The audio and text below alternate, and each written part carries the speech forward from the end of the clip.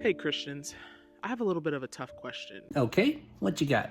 So in 1 Samuel chapter 15 verse 3, God commands that Saul would slaughter the men, women, children, and even he goes so far as to say the infants. Right, and I'm actually surprised that you're asking this question, because if you were genuinely wanting to know, this question gets asked all the time and there's plenty of great answers out there, but hey, I'll still be happy to answer you. Maybe you just didn't bother looking.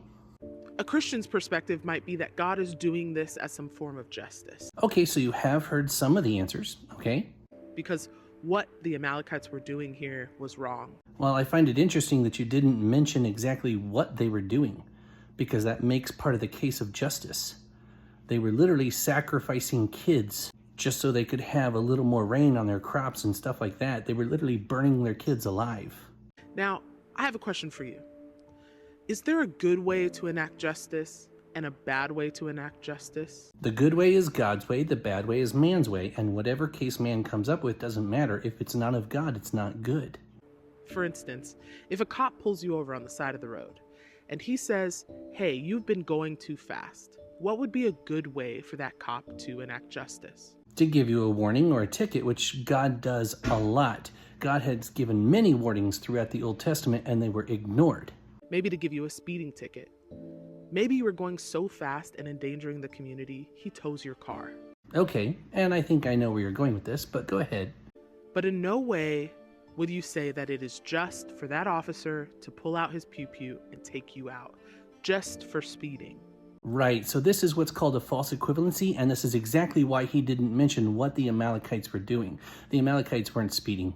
They were literally sacrificing children. That's why he didn't want to mention it, because it wasn't going to make his point. Unfortunately, people like this try to come across as a genuine person. Hey, I got this genuine question, but then they intentionally ignore facts that they know are true in order to try to manipulate you.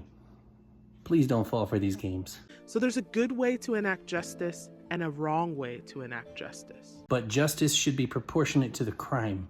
And when you sin against an infinite God, it requires an infinite justice. And if you are sacrificing kids, your life should be forfeit. So in not mentioning what the Amalekites were doing, you actually ended up making my point for me.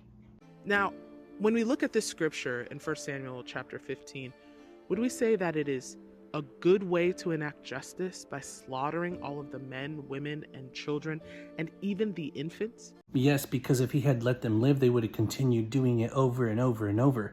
So let's say we let the infants live. When they grow up to be an adults and they die, where do they go? They go to what we call hell. In taking out this civilization, God has actually stopped the onslaught of people being plummeted into hell. And he also stopped the epidemic of human child sacrifice, which unfortunately, if you're going to counter that, you're saying it should have continued. You might want to rethink your argument. And how then can we say that God is moral because of it? It's not God's morality that's in question, it's ours when we question these things, when we ignore facts in order to try to manipulate people into seeing our point of view. And I pray that you come to that realization.